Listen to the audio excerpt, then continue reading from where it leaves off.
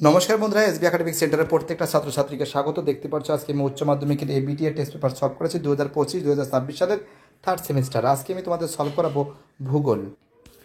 দেখতে পাচ্ছ আজকে তোমাদের আমি ভূগোল সলভ করাবো। তো দেখো, ভূগোলের কিন্তু এসি 26, এসি 159, এসি 189, 205, 220, আজকে 239 নম্বর পেজটা সলভ করবো। আর বাকি আছে একটা, দুটো, তিনটে, চারটে, পাঁচটা, ছটা, সাতটা, ওই 3-4 দিনের মধ্যে হয়ে যাবে। প্রতিদিন একটা দুটো করে সেট আমি সলভ করার চেষ্টা করছি।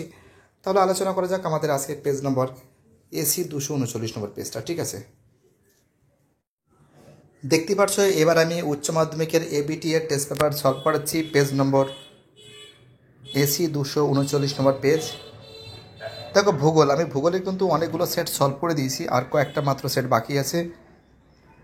তো দেখো এখান থেকে যে প্রশ্নগুলো আছে, দেখো এখানে বলেছে কোন বিজ্ঞানীর নাম মহাসঞ্চরণ মতবাদের সঙ্গে যুক্ত নয়।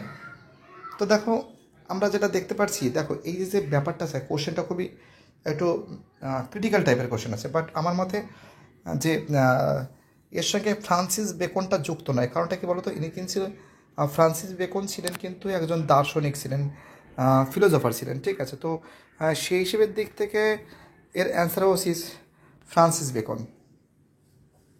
চলো পরের প্রশ্ন, 2 দাগের প্রশ্ন কি বলেছে, বলেছে ওয়েগনারের মতে প্যালিওজয়িক যুগে শেষে উত্তর ইউরোপ ও উত্তর ও মধ্য এশিয়ার লোডেশিয়া গঠন করে। আচ্ছা, বিবৃতি দূরতে কি বলেছে, জিগসফিট মহিষাঞ্চরণের উল্লেখযোগ্য প্রমাণ। তো দেখো আমরা দেখতে পাচ্ছি যে দুটি বিবৃতি সঠিক, এবং দুই বিবৃতি এর সঠিক ব্যাখ্যা। অ্যান্সার হবে ডির অ্যান্সার। ঠিক আছে, কারণ এটাও ঠিক আছে, এটাও ঠিক আছে। চলো আমাদের পরের প্রশ্ন কি বলেছে। আমাদের পরের প্রশ্ন বলেছে মসৃণ ঋজুকারের ঢাল আর শিলাস্তরে নেমে আসাকে বলা হয় আসবে রক স্লাইড। 4 থেকে প্রশ্ন, হিমবাহের ক্ষয়কার্যের ফলে সৃষ্ট পাওয়া পাশাপাশি দুটি সার্কেল মধ্যবর্তী অংশ।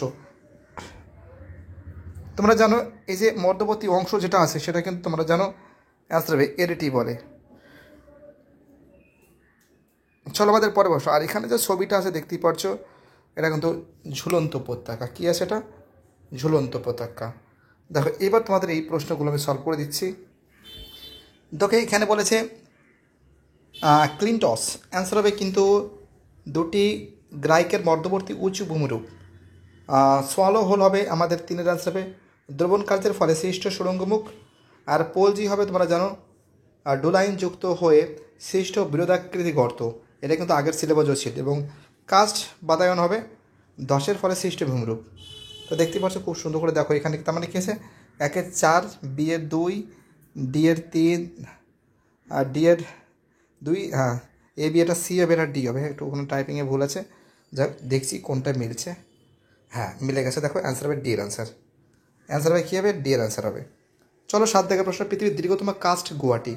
তো দেখে অনেকে বলছে যে কাস্ট গুয়াহাটি, অনেকে বলছে কুবেরা।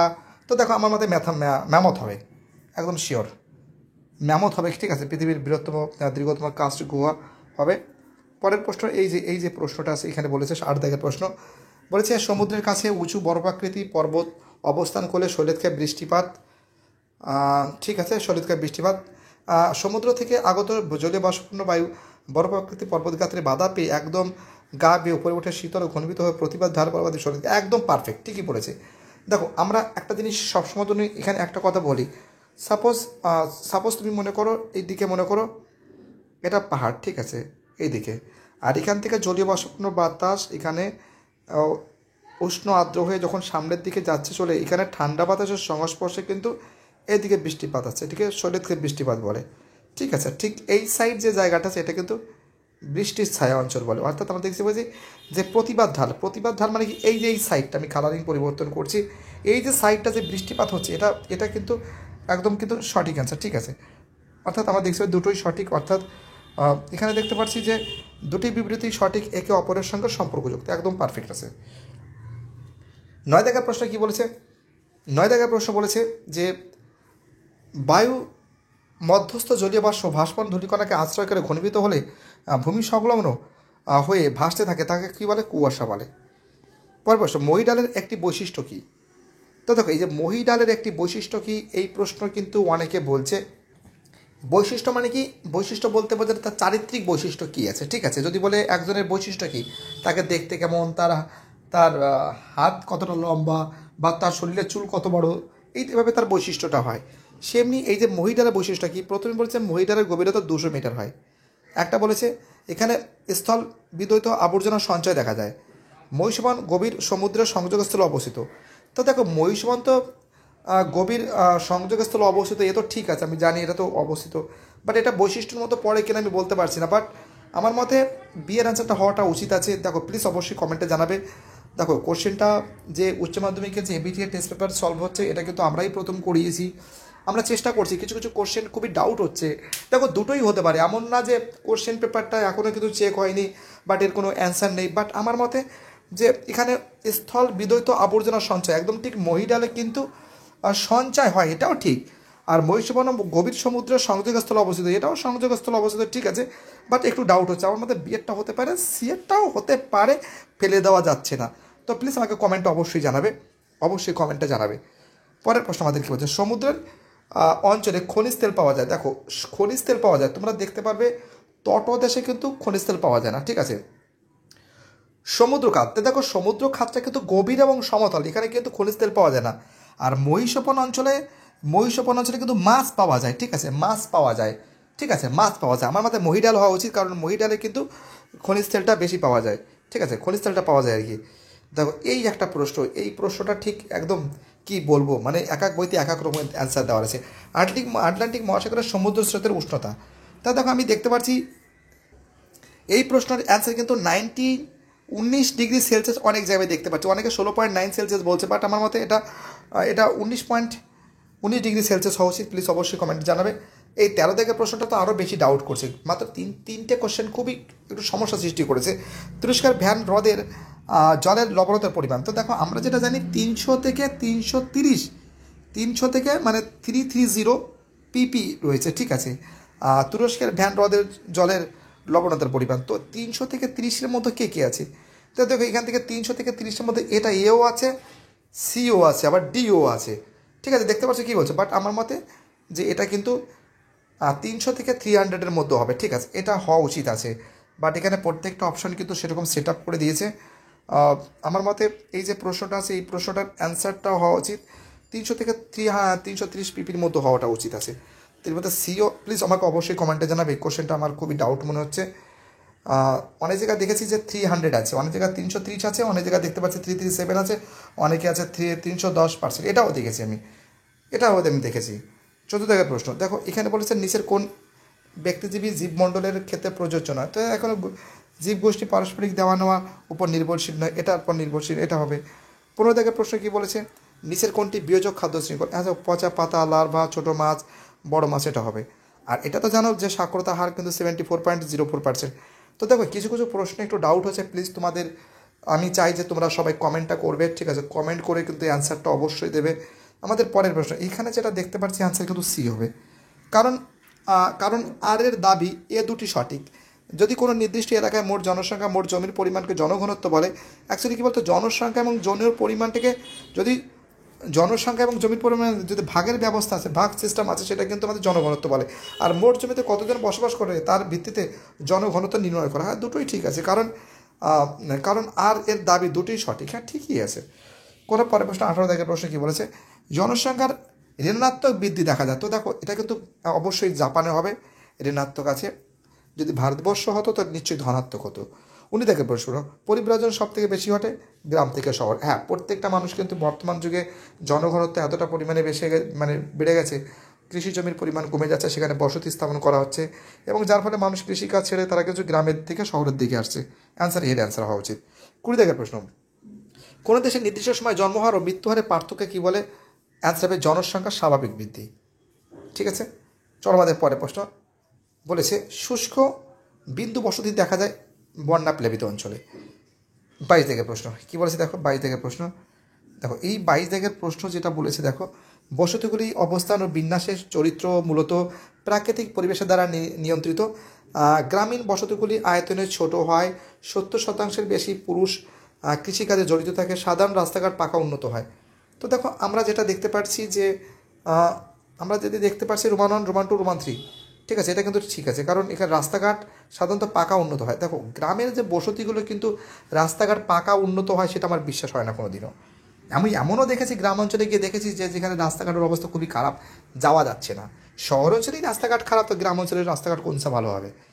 আর বসতি অবস্থার বিন্যাসের চারিত্রিক মূলত প্রাকৃতিক পরিবেশ দ্বারা নিতে হয়, প্রাকৃতিক পরিবেশ অবশ্যই থাকে।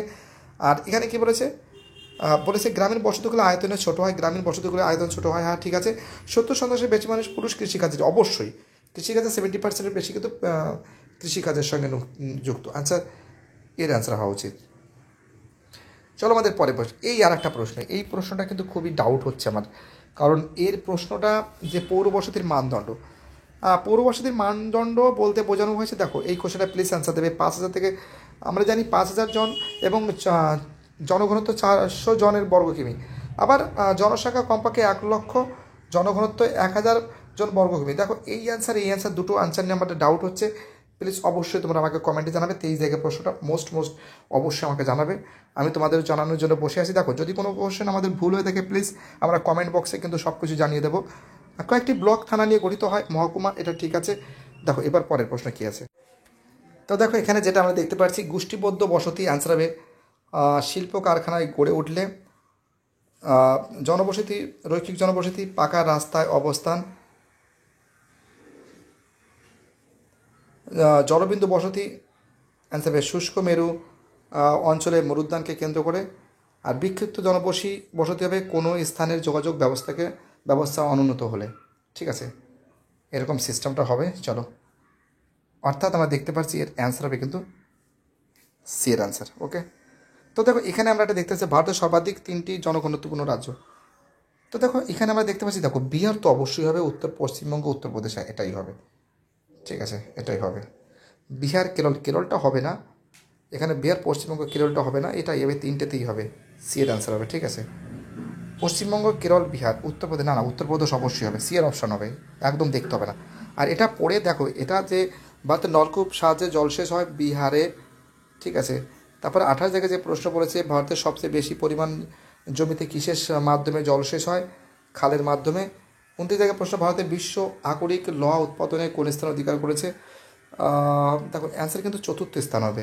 অনেকে 3য় স্থান বলছে, বাট আমার মতে 3য় স্থান হবে না। প্রথমে হচ্ছে অস্ট্রেলিয়া, তারপরে ব্রাজিল, তারপরে চীন, তারপরে ইন্ডিয়া। প্রথমে অস্ট্রেলিয়া, তারপরে ব্রাজিল, তারপরে চীন, তারপরে ইন্ডিয়া, এটা কিন্তু এর অ্যান্সার হওয়া উচিত। দেখো এইখানে দেখো শ্বেত বিপ্লবটা কী বলো তো? শ্বেত বিপ্লব হবে হচ্ছিল আমাদের ভার্গিস কুরিয়ান হবে।